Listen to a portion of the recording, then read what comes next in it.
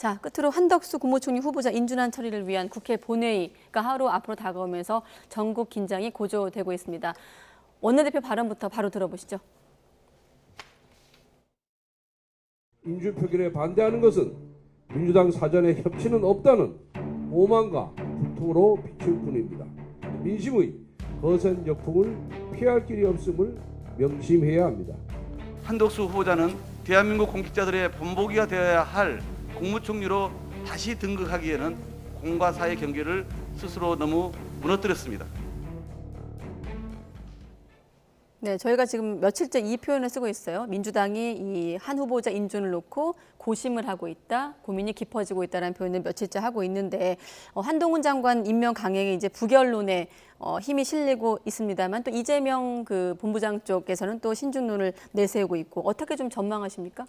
표결 상당히 상황? 이상한 상황이죠. 분명히 다수를 점하고 있는 것은 민주당이고 힘을 가지고 있는 것은 적어도 원내에서는 민주당인데 한덕수 총리 후보자 임명 동의안에 대해서 주도권을 가지지는 못하는 그런 장면이 계속해서 이제 보여지고 있는 게 지금 말씀하신 대로 고심하고 있다, 뭐 네. 여러 가지 뭐 고민이 있다, 결정을 못 하고 있다, 뭐 이런 건데 지금 바로 내일 해야 되는데 아직까지도 이제 어떻게 가겠다는 건지 가닥을 잡지 못한 상황이에요. 그렇다는 거는 그만큼 민주당이 코너에 몰려 있다는 거죠. 코너에 몰리기까지 시간을 좀 돌려봐서 어떤 지점에서 민주당 입장에서만 좀 생각했을 때 어떤 지점이 좀 만약에 한덕수 있었을까요? 후보자 임명 동의안 부결시키는 게 불가피하다고 보면은 처음부터 한덕수 후보자는 부적격 인사다라는 거를 가지고 그것에 대해서 이것은 절대로 이제 불가하다라는 명분을 계속해서 제시를 해가면서 여러 가지 인사, 이번에 이제 윤석열 대통령이 장관 후보자로 이제 지명했던 인사들이 다 어떤 여러 가지 논란과 의혹들이 있었잖아요. 그런 논란과 의혹들에 대해서 정말 아픈 부분을 찔러가면서 특히 한동훈 후보자 청문회에서 잘 했어야 되는 것이죠. 그러면은 국민들이 보기에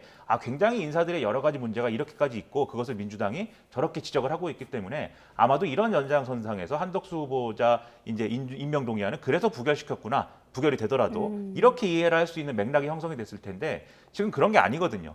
청문회는 청문회대로 이제 좀 우스워진 모양새가 됐고 그리고 한덕수 후보자는 뭐 예를 들면 어떤 조건들 청와대가 아니죠 이제 대통령실의 어떤 인사에 대해서 뭐 조치를 해주면 또 모르겠다라든지 한동훈 후보자 장관으로 임명이 됐습니다만 한동훈 후보자를 뭐 철회해주면 모르겠다라든지 또는 정호영 후보자라도 임명 철회해주면 어떨까라든지 이런 조건이 붙는 게 한덕수 총리 후보자 임명 동의안 처리의 어떤 전제 조건이 되는 것처럼 확정적으로 돼버리면서 지금 어떻게도 할 수 없는 상황이 된 거예요. 그러다 보니까 이런 어떤 협상의 조건들이 이 규정이 되다 보니까 오늘 나온 보도를 보면 윤석열 대통령은 정호영 후보자 뭐가 문제냐. 이 총리 임명 동의안하고 거래할 생각이 없다. 막 이런 얘기하고 있다라는 보도가 네. 이제 나오는 거지 않습니까?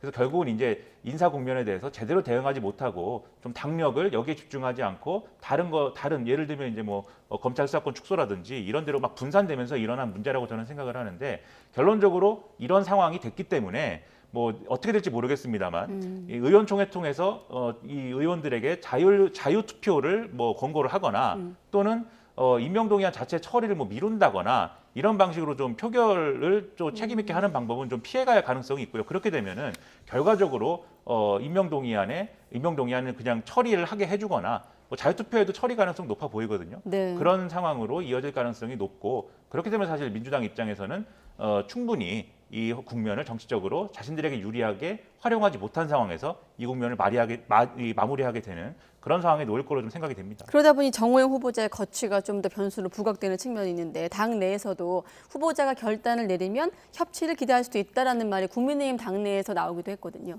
네, 많은 분들이 좀 상식적으로는 그렇게 생각할 수 있을 것 같습니다. 네. 지금까지 낭만 후보자가 그렇게 많지 않은 편이었었고 그리고 가장 중대한 관건이었었던 한동훈 후보자 청문회도 좀 무사하게 끝나가지고 장관이 됐는데 그렇다면 한 명 정도는 좀 대통령이 내려놓을 수 있는 거 아니냐 이 생각을 민주당은 지금 당장 하고 있을 것이고 민주당이 자존심이 상하는 것은 먼저 좀 내려놓으면 좋겠는데 자신들이 임명동의안을 총리 후보자 임명동의안을 먼저 통과시켜야 그래도 내려놓을 만한 여지가 생긴단 말인가라고 네. 이 지점에서 좀 자존심이 상해하는 거죠. 근데 국민의힘 내부에서도 이걸로 자꾸 기싸움을 하거나 뭐 서로 먼저 양보해라 이렇게 하기보다는 대통령에서 어느 정도 좀 여유를 가지고 먼저 내려놓는 게 낫지 않을까 이 얘기를 또 박형수 대변인은 한 셈이겠습니다. 결국에는 이제 어느 쪽이 더 먼저 양보할 거냐 이걸 두고 또 기싸움에 들어가는 그런 국면인 것 같습니다. 이 부분은 민주당이 예를 들면 인사청문회에서 잘하지 못했다거나 음. 또는 충분히 이제 인사청문회에서 뭐 윤석열 대통령 표현에 빌자면 네. 부정의 팩트가 확인되지 않았다거나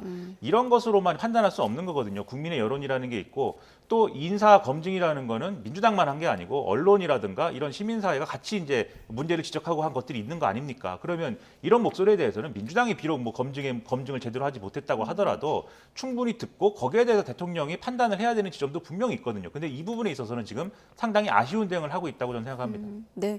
아무튼 내일 본회의에서 가결되느냐 또 부결되느냐에 따라서 전국은 또 한 번 분기점을 맞게 될 것으로 보입니다. 자, 오늘은 김민아, 김수민 시사평론가 두 분과 함께했습니다. 고맙습니다.